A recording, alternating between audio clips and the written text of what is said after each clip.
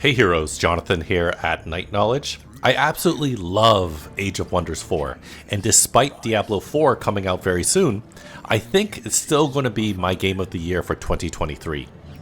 I've spent an unhealthy amount of time playing it, despite playing a bevy of other games too. In today's video, I'm going to show you two builds that I think are very strong. We're going to go over the exact faction build, then the tomes to pick that'll make the build click.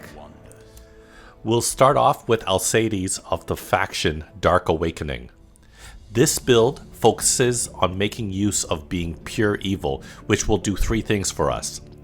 It'll start your units in an awakened state, which gives them special abilities like longer range or additional retaliation strikes. It'll increase your starting ranks, and you'll be able to raid at your heart's content. We don't use non-hero shock units, and we will rely on tome units rather than our base culture units in the end game. Starting with body and mind traits, I've selected Keen Eyes and Overwhelm Tactics. We need Keen Eyes so our archers are more accurate. Coupled with the Awakened ranged buff and the tome buff, that should stack and give a maximum range of 6 tiles long.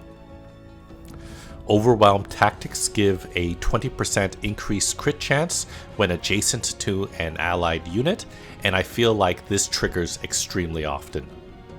We've selected the High Culture, and once again, if you're pure evil, your characters will start off in an awakened state, giving them additional abilities. It's actually pretty easy in my opinion to get to pure evil, especially if you raid your enemies. For the society traits, I selected runesmiths and mana channelers, because you'll need to summon some units and enchant them. When making custom factions, you also need to factor in all the different affinities through your choices. This will dictate what and how fast you unlock things in the Imperium tree. And I think the nature tree is quite good early game, so I picked the Tome of Roots as my first Tome of Magic. We picked it for the 2 enchantments, which will give blight damage, which is great against most units, and the Vine Prison spell is great at slowing down enemy AI, as the spell will spawn 5 random vines randomly in the area that can immobilize enemies. The AI will spend their precious turns taking them out, while you can flank and damage them. I picked a Wizard King for the increased mana income, as you'll need it for your summons, and this build has many great dual spells that does both buff and heals, or debuff and damage. For tier 1, the other tome is Enchantment, primarily used for the Seeker Arrows enchantment that buffs the range of your archers by 1 tile. I would also aim to get the Sundering Blades buff that allows you to remove armor off enemy units, essentially dealing more damage to them. On tier 2, the first tome I'd recommend is the Tome of Glades, because it gives you a recruitable tier 3 archer and a summonable tier 3 shield unit.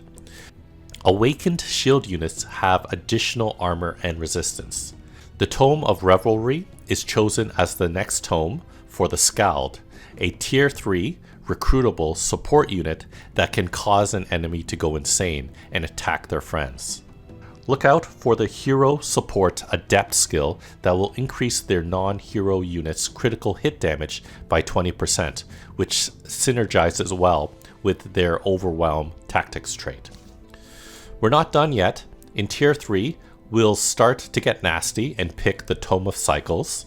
It has the Archer unit enchantment of Projectiles of Decay, which adds even more blight damage, another dot, and prevents the unit from healing. Triple whammy. Diffuse Health is a dual spell that I was talking about that both damages an enemy and heals your nearby units. The recruitable tier 4 support unit, Druid of the Cycle, has a spell on a 3-turn cooldown that can insta-kill any injured unit.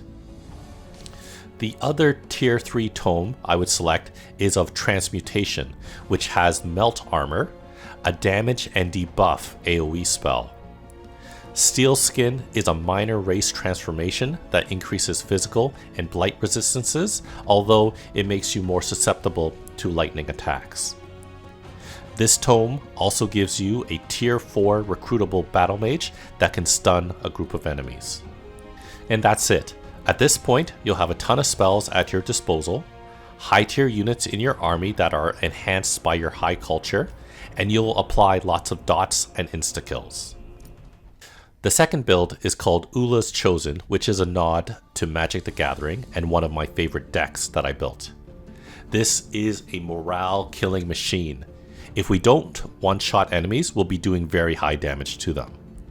For our body and mind traits, I've selected Nightmare Mounts and Overwhelm Tactics, which, as you can see, is a favorite mind trait of mine. Nightmare Mounts will give our mounted units the ability to decrease morale of enemy adjacent units every turn. The Feudal Culture gives our units the Stand Together buff, which increases damage by 20% if they're adjacent to another friendly unit. This synergizes well, once again, with Overwhelm Tactics. I've picked Prolific Swarmers and Runesmiths as the Society traits, which increases the rank of our Tier 1 units, Shield, and Polearm units. The Feudal Culture's Tier 1 unit, the Peasant Pikeman, automatically turns into the Tier 2 Shield Defender when it reaches the 4th rank, which will come much quicker with this combination. Prolific Swarmers also decreases non-magic origin upkeep by 20%, which is great. Decreased unit enchantment costs and faster growth will just be gravy at this point. To balance our affinities, we'll pick the Tome of Roots as our first Tome of Magic. Just like the first build, we get it for the ability to immobilize enemies, distract them, and poison them. Kinson is a champion hero equipped with a sword and shield. The most important first level up will be to select the Experienced Leader passive that gives 2 experience to units in their army per turn, which means the Peasant Pikemen will evolve even quicker. Onto future tomes, our Tier 1 tome selection will be Zeal, which gives a unit enchantment adding spirit damage and double if the enemy has the permanent condemned debuff. In Tier 2, we'll start adding to our damage by selecting the Tome of Inquisition. This gives us an enchantment that buffs archers with Zeal, and an AoE spell that damages and debuffs enemies. And finally, we get a recruitable Tier 3 skirmisher, the Inquisitor, that does very high damage. The Tome of the Doom Herald is the other Tier 2 Tome of Magic, which has all sorts of spells, enchantments, and even units that decreases enemy morale. Low morale causes enemies to deal 50% less damage or even run away from battle. In Tier 3, we'll select the Tome of Subjugation, which can finish your build as it gives you the Intimidating Aura enchantment, which, like the Nightmare Mounts, decreases enemy morale. And this will complement nicely with the final Ultimatum spell that will try to mind control enemy units, and if it resists, kills them instead. The Tome of Subjugation gives you the Tyrant Knight, a Tier 4 mounted shock unit. If you want to keep going, you can select the Tome of Great Transformation as the other Tier 3 tome, which can transform your units into undead and give them lifesteal. The Fetid Legion enchantment increases friendly units' health and applies the Weaken debuff on enemies, which decreases their damage. Finally, in Tier 4, I'd recommend the Tome of the Reaper, which is primarily chosen for the summonable Tier 5 mythic unit, the Reaper, that, like the Druid from the first build, has a chance to insta-kill a unit, deal frost damage if they resist, and if they die, become a zombie under your control. In the early game, your army will be composed of your base culture units primarily, but as you can see, in the mid to late game, you'll be decked out with powerful special units that work really well together. So those are 2 custom builds for Age of Wonders 4. I hope this gives you ideas that you can use when you play. Check out the rest of my channel for other videos on Age of Wonders 4, video games, board games, and other fun things. Thanks for watching, and I'll see you next time.